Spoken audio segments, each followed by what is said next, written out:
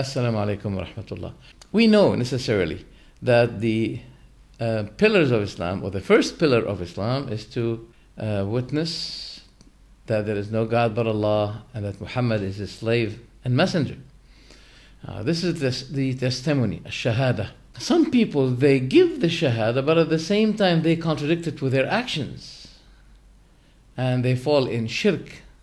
Shirk means associating partners with Allah. And they say to us, how do you accuse us with shirk while we say La ilaha illallah? Now, I found an important narration, and I want you to be benefited with. There's another narration in Sahih Muslim. When Jibreel asked the Prophet sallallahu alaihi wasallam, what are the pillars of Islam? He said, the pillars of Islam, that you worship Allah setting no partners with. That's very important. That's very important, which means, okay, the Shahada means necessarily to apply it, to practice upon it, not only to say it and then contradict it with your actions. So, the Shahada, the testimony, the kalima, is to give it, yes, but when we see you contradicting it with your actions, then we have the right to say it does not benefit because you are contradicting it. Okay? And those who contradict it, they may be contradicting their own tawheed. As also, for example, those who came, the hypocrites said, when they came to the Prophet ﷺ, they said, we bear witness that you are the messenger of Allah. Then Allah refuted them in a chapter called Al-Munafiqun, the hypocrites. He said, and Allah knows that you are his messenger, but Allah also witnesses that the hypocrites are liars. They're giving the testimony that Muhammad is the messenger of Allah, but Allah contradicted them, saying, Allah knows that you are his messenger, but Allah also bear witness that the hypocrites are liars. So also, when we see people saying, oh Ali, oh Hussein, oh Fatima, oh Muhammad, oh Abdul Qadir Jilani, help me, protect me, give me shafa'ah, be mediator for me at the Day of Judgment, those people are contradicting La ilaha illallah. Why? I'll tell you why. Those people say, look, we're not worshipping them, we are calling them, we are asking them. Look, when they say that, you know what it means? It means that, O Messenger of Allah Muhammad, it is not true that supplication is worship. Look what they say. They say, we are not worshipping, we are supplicating. But the Prophet said, supplication is worship. So it is not to you to say, no, we're not worshipping, we're only supplicating. Because now you are contradicting what the Prophet said, that supplication is worship. And Allah said it himself. He said, قُلْ إِنِّي نُهِيتُ أَنْ أَعْبُدْ الَّذِينَ تَدْعُونَ مِن دُونِ اللَّهِ. Say, I was forbidden from worshipping those whom you supplicate with Allah. Look at the word worship and then supplicate. And the Prophet said it. الدعاء هو العبادة. Supplication is in itself a matter of worship, which shows that supplication is the pillar of worship. Look, there's another hadith. The Prophet said, Al-Hajj Arafah. The whole Hajj is Arafah. What does it mean? Scholars say, Arafah, standing at Arafah, at the day of Arafah, which is the 8th day of Dhul Hijjah. Scholars say, standing at Arafah is the pillar of Hajj.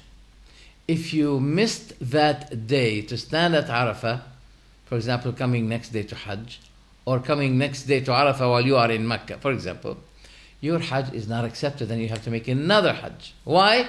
Because Arafah is the pillar of Hajj. Likewise is this hadith supplication is worship, which means supplication is the pillar of worship. So when you say to me, I'm not worshipping, I'm supplicating, we say to you, you are opposing what the Prophet said, that supplication is worship. And Allah said it. And the prophets said it first. Ibrahim said to his people, do they hear you when you call them?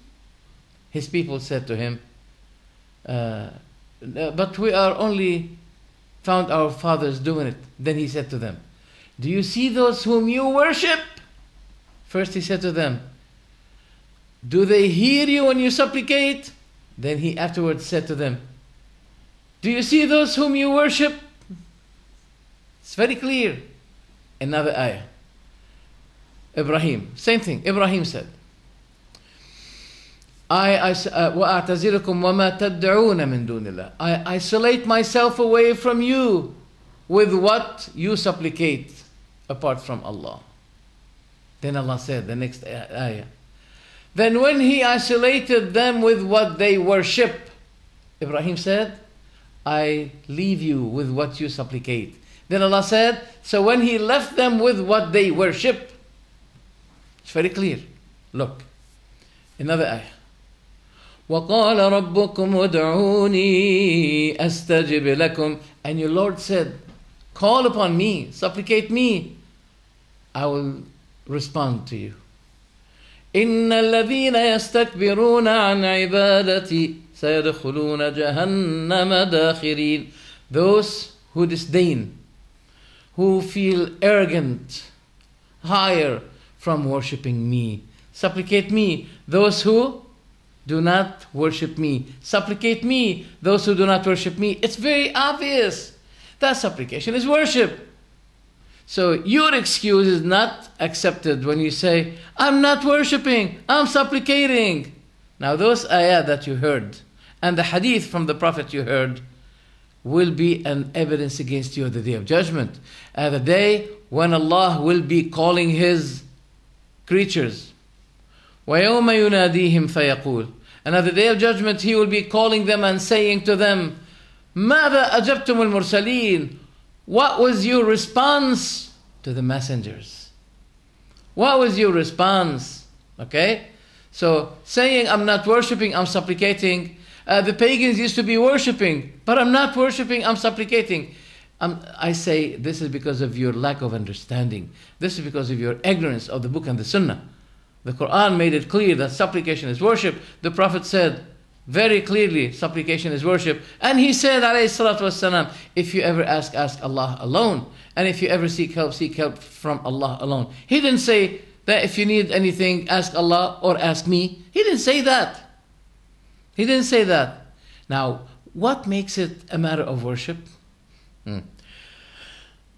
Because those who call, for example, the Prophet, they must believe necessarily that he's alive and that his senses are available for anyone. Okay, it encompasses billions of people at the same time. So if you speak to the Prophet, he's ready to hear you from any place in the world. Even if your language is different, okay? In spite of your different language, your different places, your variety of numbers, all of these things the Prophet had no problem with. Aisha radiallahu anha was kept in the desert, and the Prophet left with the army, knowing not that she was left in the desert. And there's a great story about that in Sahih Muslim. If the Prophet knows the unseen, why didn't he know that she was left in the desert? To the extent that a man saw her, his companion, and he took her, he escorted her back to Medina. You think the Prophet knows that she was left in the desert and he accepted someone to take her apart from the Prophet? Come on. So you're making the Prophet God. When you ask him, asking someone from the unseen is for no one but Allah. Otherwise, you are making someone other than Allah having the same qualities and attributes of Allah. So, don't think that by asking the Prophet shafa'ah, mediation, you will be grabbing it. No, you are subjecting yourself, you're risking yourself to be deprived from it because of the shirk. As those people of bid'ah are risking themselves to be deprived from drinking from Al-Kawthar, the pool of the Prophet ﷺ. Why? Because they're taken from the sunnah of the Prophet was not pure. So they don't deserve to take from that pure water. Grabbing the sunnah of the Prophet today means achieving his hawd of Kawthar at that day. Otherwise, you'll be in trouble. So why do you have to risk yourself falling in shirk, falling in innovation? You have to improve your religion. You have to be cautious for your religion, for your faith, not to do that. Wassalamu alaikum wa rahmatullah.